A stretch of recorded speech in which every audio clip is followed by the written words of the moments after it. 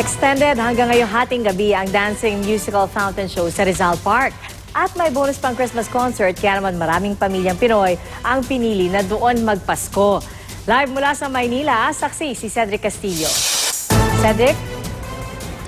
Ate Pia, Merry Christmas! Sabi ng isa nakausap natin kanina, kung malungkot ang Pasko dahil ang pamilya ay nasa probinsya, magpunta dito sa Luneta.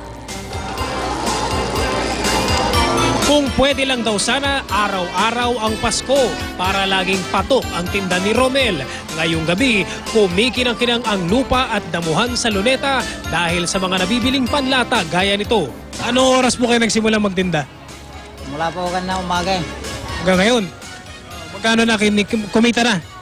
Meron naka 1,000 na rin eh. Kailangan kasi may pamilya din. May pinapaharal. Sa paboritong Christmas pasyala ng marami, may concert, may dancing fountain, maraming machichibog at mabibiling souvenir.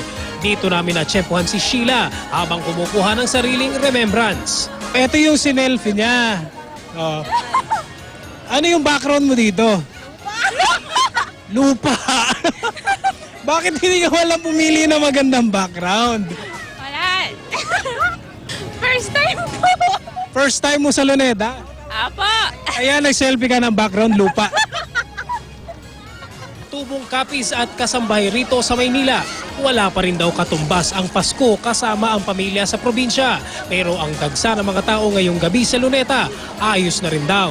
Nililibang ko na lang po yung sarili ko para hindi po sila ma-miss ng husto. Para hindi po ako magmukmuk sa bahay at umiyak.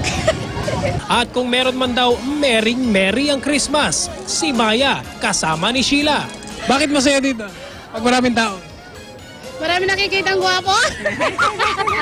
Sa 50 ektaryang lawak ng Luneta, hindi raw bababa sa 80 security personnel ang dineploy ngayong araw. Kahit malalim na ang gabi, meron mang tila knockout na sa pagod. Solve daw ang Pasko ng marami. Matipid. Kasi walang bayad dito. Yung dinalang namin yung pagkain lang, luto galing bahay. Banding ng pamilya. Minsan lang sa isang taon, kaya magkasama-sama kami. Sa kalapit naman na Pasay City, hanggang 1:00 ng madaling araw namang bukas ang theme park na ito. Bukod sa mga ride, patok din ang tila Winter Wonderland na ito. Habang sa Quezon City, ang Quezon Memorial Circle na 24 oras na bukas ang dinagsa.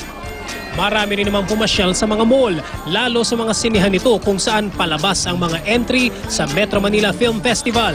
Kabilang sa mga nanood, si Pangulong Noynoy Aquino at ilan pang kapatid bilang suporta sa pelikula ng pamangking si Bimbi. Okay, Ate Pia, para dun sa mga hindi pa tapos ang celebration ng kanilang Christmas, posible daw na abutin pa ng hanggang 2:00 ng madaling araw ang mga nagaganap dito sa Luneta. At live mula rito sa Maynila, ako si Cedric Castillo, ang inyong saksi.